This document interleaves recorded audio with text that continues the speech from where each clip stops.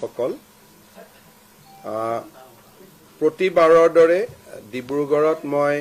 4 দিনীয়া ভ্ৰমণসূচীলৈ আহিছিলোঁ আৰু যোৱা 4 মাহৰ পৰা ৰাজ্য চৰকাৰৰ এখন কেবিনেট আমি ডিব্ৰুগড়ৰ পৰাই অনুষ্ঠিত কৰি আহিছোঁ। আজিৰ কেবিনেটত ডিব্ৰুগড়ত আমি 6 জন মন্ত্ৰী আছিলোঁ আৰু বাকি সকল মন্ত্ৰী ভিডিঅ' কনফাৰেন্সৰ যোগেদি আমাৰ লগত সংলগ্ন হৈছিল। আমাৰ কেবিনেটত আজি অসম পুলিচৰ আমি যি নতুন পুলিচ ষ্টেচন বনাই আছো বা পুলিচ ব্যাৰেক বনাই আছো, সাইবাৰ পুলিচ ষ্টেচন বনাই আছো, সেই ধৰণৰ কামবিলাক কৰিবৰ কাৰণে আমি মিছন মৈত্ৰী নামে এখন সোসাইটি গঠন কৰিছিলোঁ। আজি মিছন মৈত্ৰীৰ বাবে কেবিনেটে 150 কোটি টকাৰ অনুমোদন কৰে। অহা 12 তাৰিখে আমাৰ ৰাজ্যত নতুন 10টা সমজিলাৰ কাম আৰম্ভ হ'ব। সেই দিশৰ প্ৰতি লক্ষ্য ৰাখি কেবিনেটে আজি অসম পুলিচৰ কাৰণে সমজিলা আৰক্ষী অধীক্ষকৰ বাবে 10টা পোষ্ট ক্ৰিয়েট কৰাৰ কাৰণে মঞ্জুৰি কৰে। অহা 12 আগষ্টত 10খন সমজিলাৰ উদ্বোধন হ'ব। কেবিনেটে 10খন জিলাত কোন কোন মন্ত্ৰী যাব উদ্বোধন কৰিবৰ বাবে তাৰ নিৰ্ধাৰণ কৰে। বকো 6 গাঁও সমজিলা উদ্বোধন কৰিবৰ বাবে মন্ত্ৰী জয়ন্ত মল্ল বৰুৱা যাব। পলাশবাৰী সমজিলা উদ্বোধনৰ বাবে মন্ত্ৰী চন্দ্ৰমোহন পাটোৱাৰী যাব। ৰাঙাপাৰা সমজিলা উদ্বোধনৰ বাবে মন্ত্ৰী পীযুষ হাজৰিকা যাব। বৰছলা সমজিলাৰ বাবে অশোক সিংঘাল যাব। মৰিয়নি সমজিলা উদ্বোধন শ্ৰীমতী অজন্তা নেওগে কৰিব। তিয়ক সমজিলাৰ উদ্বোধন মন্ত্ৰী অতুল বৰা ডাঙৰীয়াই কৰিব। মাকুম সমজিলাৰ উদ্বোধন বিমল বৰা ডাঙৰীয়াই কৰিব। ডিগবৈ ৰূপেশ গোৱালা ডাঙৰীয়া, ধলাই কৃষ্ণেন্দু পাল আৰু দুধনৈ ৰঞ্জিত কুমাৰ দাস ডাঙৰীয়াই 12 তাৰিখে উদ্বোধন কৰিব। আজি আমাৰ ৰাজ্যৰ শিক্ষা খণ্ডৰ বাবে বিশ্ব বেংকৰ পৰা আমি 2750 কোটি টকা ঋণ লবৰ বাবে সিদ্ধান্ত লৈছো। এই ঋণ 90% ভাৰত চৰকাৰে উভতাই দিব, অৰ্থাৎ ৰাজ্য চৰকাৰে উভতাই দিব লাগিব মাত্ৰ 275 কোটি টকা। টোটেল লোন হ'ব 2750 কোটি টকা আৰু 90% লোন ভাৰত চৰকাৰে উভতাই দিব, ৰাজ্য চৰকাৰে উভতাই দিব নালাগে। এই 2750 কোটি টকা ঋণেৰে আমি শিক্ষকসকলক বিজ্ঞান অংকৰ ওপৰত ট্ৰেইনিং কৰা, হেডমাষ্টাৰ প্ৰিন্সিপালসকলক মেনেজমেণ্ট ট্ৰেইনিং দিয়া, সায়েন্স এণ্ড টেকনলজিৰ ওপৰত কাম কৰা আৰু ড্ৰপ আউট ৰোধ কৰাৰ বাবে এই পুঁজি ব্যয় কৰা হ'ব। এই পুঁজিৰ জৰিয়তে ৰাজ্যৰ 400খন স্কুলক সুন্দৰভাৱে নিৰ্মাণ কৰিবলৈ 3 কোটিৰ পৰা 5 কোটিকৈ টকা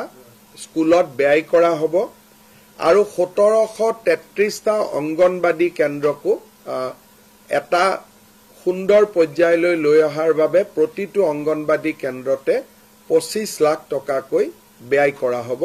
1733 অংগনবাদী কেন্দ্ৰত ৰাজ্যৰ শিক্ষা খণ্ডত ই এক নতুন দিগন্তৰ সূচনা কৰিব। আমি বহুদিনৰ পৰা জাপানত অসমৰ শিক্ষিত ল'ৰাক চাকৰিৰ বাবে পঠিয়াবৰ বাবে এডভান্টেজ অসমৰ সময়ত কৰা চুক্তিৰ বিষয়ে আলোচনা কৰিছিলোঁ।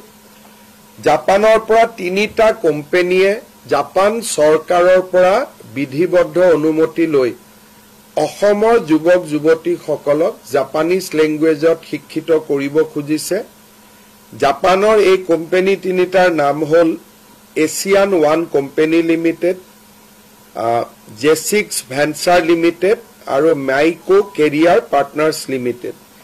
এই তিনিটা কোম্পানীয়ে অসমৰ ল'ৰাক জাপানী ভাষাত শিক্ষিত কৰিব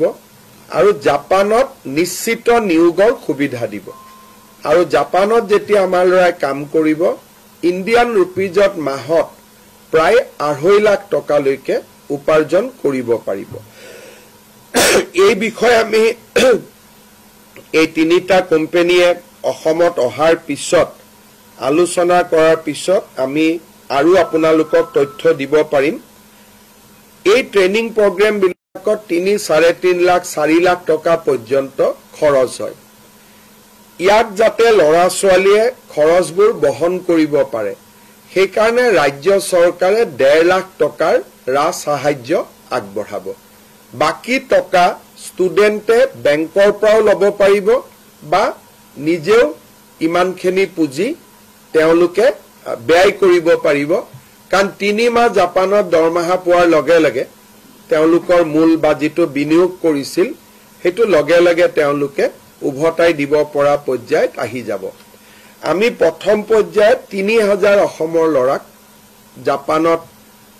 চাকৰি কৰিবৰ কাৰণে জাপানীজ ল্যাঙ্গুৱেজ ট্ৰেইনিং দিব খুজিছো আৰু বহুত সময়ত কোনোবা ল'ৰা ছোৱালী যদি জাপানতো যাব নোখোজে জাপানৰ ইমান কোম্পানী এটা ইণ্ডিয়াত আহিছে তেওঁলোকে ইণ্ডিয়াতো কাম কৰিব পাৰিব জাপানীজ কোম্পানী ইন ইণ্ডিয়া এই আঁচনিখন যাৰ নাম আমি CM ফ্লাইট বুলি দিছো chief minister foreign language initiative for global human talent so এইটো আমাৰ এডভান্টেজ অসমত আমি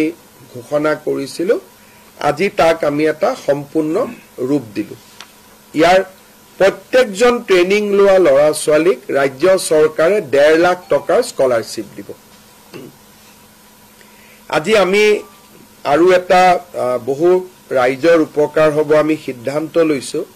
আপোনালোকে জানে যে আজিকালি গুৱাহাটী ডিব্ৰুগড় যোৰহাট শিলচৰ বহুত মহানগৰীত মানুহ ফ্ল্যাটত থাকে যেতিয়া এবাৰ ফ্ল্যাট নিৰ্মাণ হৈ যায় তাৰ পিছত ফ্ল্যাটটো পৰিচালনা কৰাৰ দায়িত্ব ফ্ল্যাটৰ আবাসীসকলৰ ফ্ল্যাটত বহুত ৰিটায়াৰ্ড মানুহ থাকে যেতিয়া ফ্ল্যাটবোৰত কেতিয়াবা ট্ৰান্সফৰ্মাৰ নোহোৱা হৈ যায় কেতিয়াবা পানীৰ ডিপ টিউবেল বনাব লাগে বা কেতিয়াবা ফ্ল্যাটটোক মেৰামতি কৰিব লাগে বিল্ডাৰজনেতো মেৰামতি নকৰে বিল্ডাৰজনে তেওঁলোকক দি থৈ গুচি গল ৰাইজে কষ্ট পায় সেই কাৰণে প্ৰয়োজন সাপেক্ষে ফ্ল্যাটত সামূহিক কাম কোনো ব্যক্তিগত কাম নহয় সামূহিক কাম কৰিবৰ বাবে এতিয়াৰ পৰা MLA সকলেও ফান্ড দিব পাৰিব আৰু ৰাজ্য চৰকাৰেও বিভিন্ন বিভাগৰ পুঁজি প্ৰয়োজন অনুসৰি দিব পাৰিব আনটাইড ফান্ডে হওক বা আন মিউনিসিপালিটিয়ে বিচাৰে কিবা ফান্ড দিব বিচাৰে তেওঁলোকে এতিয়াৰ পৰা ফ্ল্যাটতো পুঁজি দিব পাৰিব আগতে আমি গাঁৱত দিও নামঘৰত দিও মন্দিৰত দিও ৰাস্তাত দিও কিন্তু ফ্ল্যাটত আমি কোনো সহায় নকৰো এতিয়া আমি ফ্ল্যাটত সহায় কৰিব পাৰিম দুটা কন্ডিশন ফ্ল্যাটটো বিল্ডাৰৰ অধীনত থাকিব নালাগিব ফ্ল্যাটটো সোসাইটিৰ অধীনত থাকিব লাগিব দ্বিতীয়তে কামবিলাক কমন কাম হ'ব লাগিব যে গোটেই বিল্ডিংটো ৰং কৰা বা পানীৰ ব্যৱস্থা কৰা বা ফ্ল্যাটত এটা মন্দিৰ নিৰ্মাণ কৰা বা ফ্ল্যাটত এটা অডিটৰিয়াম নিৰ্মাণ কৰা যিবিলাক কমন কাম প্ৰত্যেকজনে ব্যৱহাৰ কৰিব পাৰে তেনেকুৱা ধৰণৰ কাম কিন্তু কোনোবাই যদি কয় যে মোৰ ঘৰখন ৰং কৰি দিয়ক সেইটো নোৱাৰে কিন্তু ফ্ল্যাটৰ বাহিৰটো ৰং কৰিব লাগে তাত চৰকাৰে ইচ্ছা কৰিলে সহায় কৰিব পাৰিব দ্বিতীয়তে আমি নতুন ডিপাৰ্টমেন্ট এটা কৰিছিলো আমাৰ ষ্টাৰ্টআপৰ বাবে আজি আমি এই কামখিনি আগবঢ়াই লবলৈ ডিপাৰ্টমেন্টৰ অধীনত আমি ডিপাৰ্টমেন্ট অফ ইনকিউবেশ্যন আৰু ষ্টাৰ্টআপৰ অধীনত Assam innovation and startup foundation নামে সেকশন 8 কোম্পানী এটা গঠনৰ অনুমতি দিও আমি লাহে লাহে ষ্টাৰ্টআপ ইকোসিস্টেমটো শক্তিশালী কৰাৰ কাৰণে এই সিদ্ধান্ত গ্ৰহণ কৰিছো ই ৰাজ্যৰ ষ্টাৰ্টআপ সকলক যথেষ্ট সহায় কৰিব আজিৰ কেবিনেটত মুখ্যতঃ এইকেটা সিদ্ধান্ত গ্ৰহণ কৰা হৈছে অতিৰিক্তভাৱে মিছন বসুন্ধৰাৰ অধীনতো আৰু 500টা অনুষ্ঠানক আজি কেবিনেটে ভূমি আবণ্টন কৰে নামঘৰ মন্দিৰ বা চৰকাৰী কাৰ্যালয় এই ধৰণৰ শিতানত সামূহিক যি অনুষ্ঠান সেই অনুষ্ঠানৰ বাবে আজি ভূমি দিয়া মঞ্জুৰি কৰে যদি আপোনালোকে কিবা খুদিব পাৰে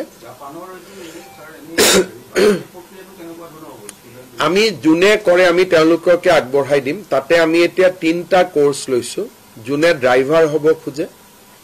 সেকেন্ড জুন আইটিত জয়েন কৰিব খুজে লো লেভেল আইটি হলেও কথা নাই আইটিত যাব খুজে থাৰ্ড নাৰ্সিং তাৰ পিছত আমি আৰু এটাকৈ যোগ কৰাই গৈ থাকিম ইঞ্জিনিয়াৰ হক ডিপ্লোমা হক লাহে লাহে আমি তাক বঢ়াই লৈ গৈ থাকিম বৰ্তমান এই 3টা কোৰ্সত আমি অক্টোবৰৰ পৰা আৰম্ভ কৰিম কিন্তু ইয়াৰ কোনো লিমিট নাই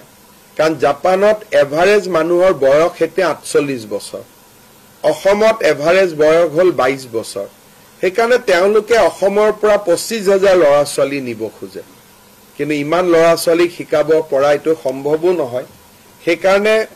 এতিয়া আমি 3টা দি আৰম্ভ কৰিছো যদি ল'ৰা ছোৱালী আগ্ৰহী হয় আৰু বহুত কোৰ্স আমি খুলিব পাৰো আৰু এভাৰেজ দৰমহা 2 পৰা 2.5 লাখ টকা পাই ড্ৰাইভাৰ হলে 1.5 লাখ টকা পাব আইটি হলে 2.5 লাখ টকা পাব আইটি মানে সফটওয়্যার ইঞ্জিনিয়ার হব না লাগে সাধারণ কম্পিউটার ট্রেন হলে হল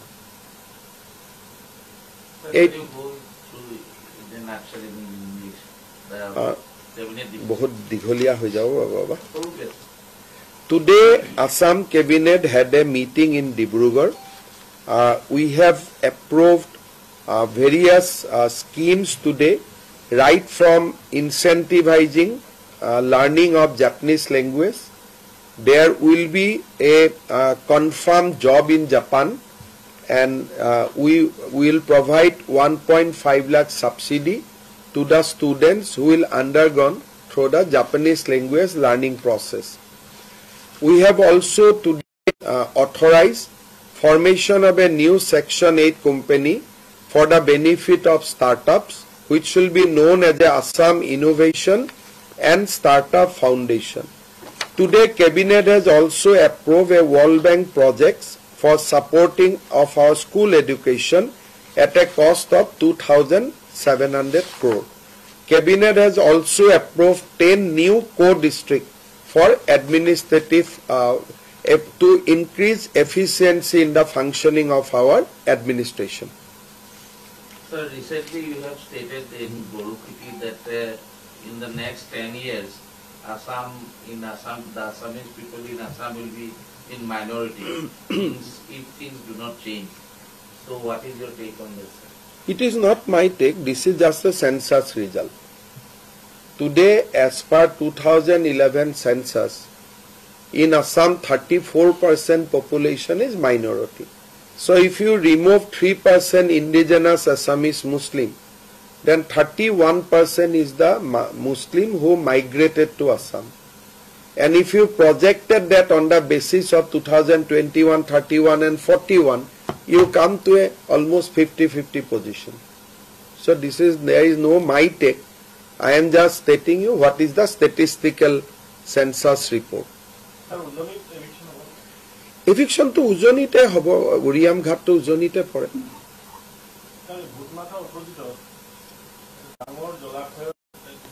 আজিৰ পৰা ডিস্ট্ৰিক্ট এডমিনিষ্ট্ৰেশ্যনে চাইছে কি ঘটনা আৰু সালে যি ধৰণে আমি আইনৰ ৰাস্তাৰে গৈ যি কৰিব লাগে আমি কৰিম So the eviction process has been going on but still around 63 lakhs hectares of land remain to be evicted. So what is your plan? You are taking only my data you are using for your benefit. So the data is not that much. It is 1 lakh 1.2 lakh 29 lakhs bigha. So if you convert it to hectare, I don't know how much it will happen, but 40 I think 29 into divided 9 lakhs acre land is under encroachment today in Assam. And I can't plan it for so much land. My life will finish, then also it will not get vacated.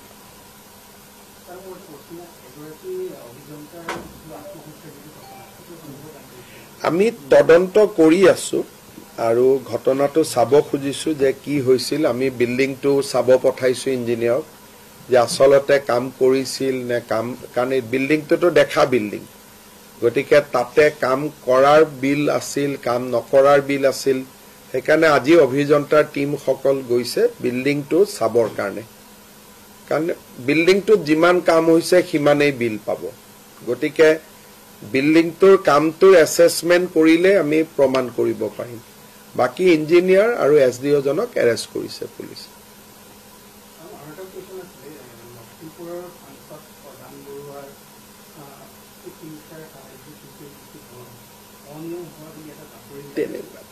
কিমান 5,000 6,000 টকা দিয়া যায় এটা CM ৰিলিফত আমি কিমান দিও মই ভাবো এই নিউজ বিলাকৰ বহুত বেছি ফ্যাকচুৱেল কথা নাথাকে সিএম ৰিলিফ ফাণ্ডৰ পৰাটো কোটি টকা নিদিও আমি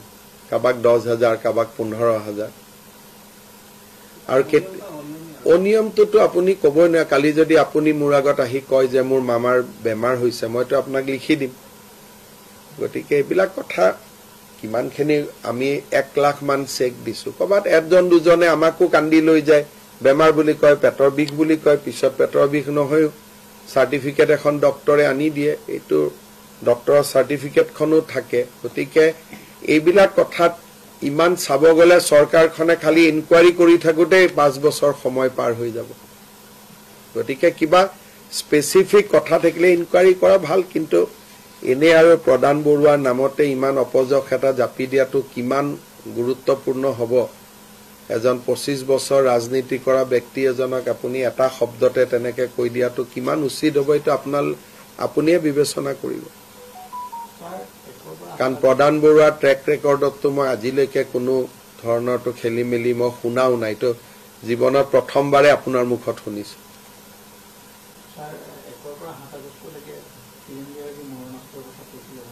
একৰ পৰা 7 আগষ্ট নহয় তো এটা পোৰ্টেল খুলি থাকিব সদায় এপ্লাই কৰি থাকিব পাৰিব পোৰ্টেলটো খুলিলেহে আপোনালোকে দেখা পাব 1 তাৰিখে আমি খুলি দিম একো হ'ব পাৰে 1 বা 7 তাৰিখে মোৰ সময় চাই পেলাই উদ্বোধন কৰিম তেতে আপোনালোকে মাৰানষ্টৰ বাবে আবেদন কৰিব পাৰিব যাক লাগে দিছে ইনকুৱাৰি কৰিব যোন পাব যোগ্যতাক দিব আৰু পোৰ্টেলটো নাথাকিলে আজিও গৈ আপুনি কাগজত আবেদন কৰিব পাৰে কোনোটো আবেদন কৰাটো একো বাধা নাই গতিকে আমি যেনিবা আবেদন কৰাৰ সুবিধা কৰি দিম যে সেৱা হেতু পোৰ্টেলত আবেদন কৰিব পাৰিব বা কিবা কৰিব পাৰিব আমি আবেদনটো সুবিধা কৰি দিম আৰু আজিও বহুতে আবেদন কৰি লৈয়ে আছে মাৰানষ্টৰ লাইসেন্স দিয়াটো কোনো এটা নতুন কথা নহয় অসমত বহুতৰ আছে খালি এতিয়া আমি কৈছো যে ঠিক আছে যোন নিৰাপত্তাহীনতাত ভুগিছে তেওঁলোকে এপ্লাই কৰক আমি ইনকুৱাৰি কৰি আমি লাইসেন্স দি দিম অৱকাপ্ত কলেজ শিক্ষকৰ যিটো নিযুক্তি বিষয়টো খুব চৰ্চা লাভ কৰিছে মই এটোত বহুত সমৰ্থন কৰো গতিকে মোক প্ৰেছাৰ দি লাভ নাই আৰু মই এটোত 100% সমৰ্থন কৰো যে এখন অনুষ্ঠান অভিজ্ঞ ব্যক্তি নহলে নচলে একদম 100ৰ 101% বহাল থাকিব অকল 100% নহয় 101 কাৰণ কোনোবাই যদি অভিজ্ঞতাক অমান্য কৰে এই পৃথিৱীখন নচলে অভিজ্ঞ লাগিবই গতিকে ইয়াতে মোৰ ওপৰত প্ৰেছাৰ আনিও লাভ নাই আৰু মই জানো যে অভিজ্ঞ নহলে কোনো এখন অনুষ্ঠানেই চলিব নোৱাৰে ঘৰখনৰ দেউতা নাথাকিলে ঘৰখন চলিব নোৱাৰে আজি ৰিভিউ মিটিংৰ বিষয়ে ৰিভিউ নাই আজি আমি নাওবৈচা সমষ্টি ৰিভিউ কৰিছো তাৰ পিছত ৰাতিপুৱা আমি সোণাৰী সমষ্টিৰ কামকাজ চালো আজি গধূলি টিংখং সমষ্টি আলোচনা কৰিম আৰু পৰখি দিনাখন মাৰ্ঘেৰিটা সমষ্টি আমি আলোচনা কৰিম হ'ব